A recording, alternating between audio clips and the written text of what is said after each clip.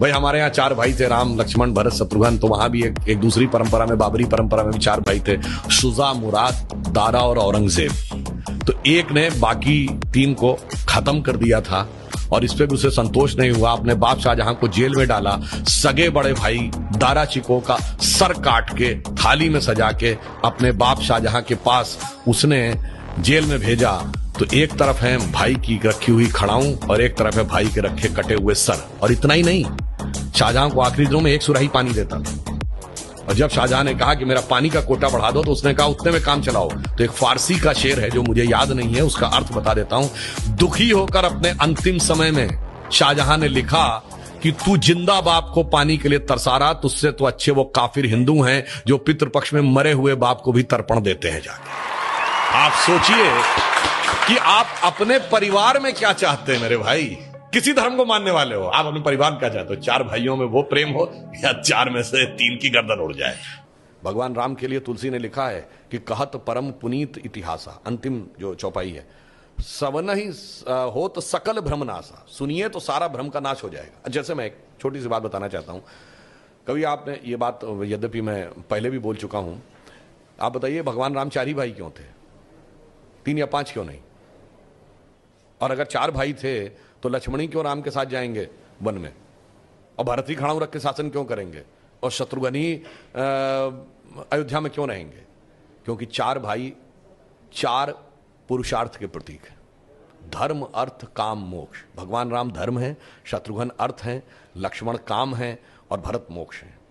अब देखिए साहब, धर्म के साथ काम यानी कामना यानी इच्छा सदैव संयुक्त रहनी चाहिए, इसलिए लक्ष्मण सदैव साथ में रहेंगे।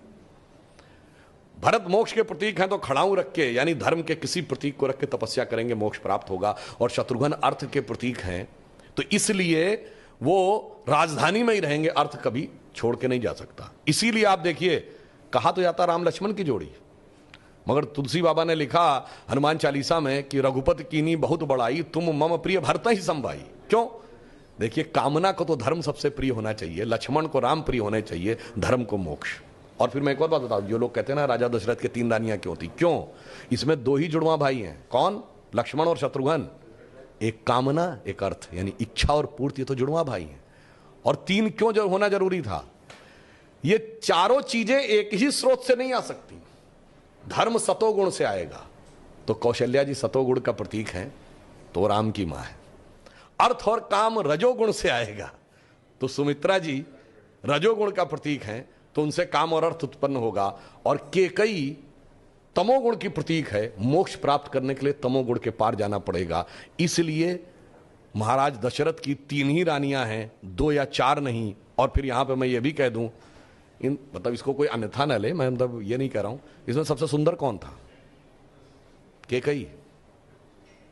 तमोगुण सबसे आकर्षक होता है और अक्सर उसी के पीछे बहुत सारी अनिष्ट की संभावनाएं भी छुपी रहती हैं। और मैं कह रहा हूं, अगर थोड़ा सा गौर से पढ़ोगे तो एक एक चीज में इतना गहरा अर्थ निकलेगा कि फिर अगर एनी बेसेंट ने कहा था कि for 40 years I have studied A religion by the name of Hinduism, the more you study, the more you love it, the more you get involve, more you respect it, तब जाके धीरे धीरे समझ में। बहुत बढ़िया।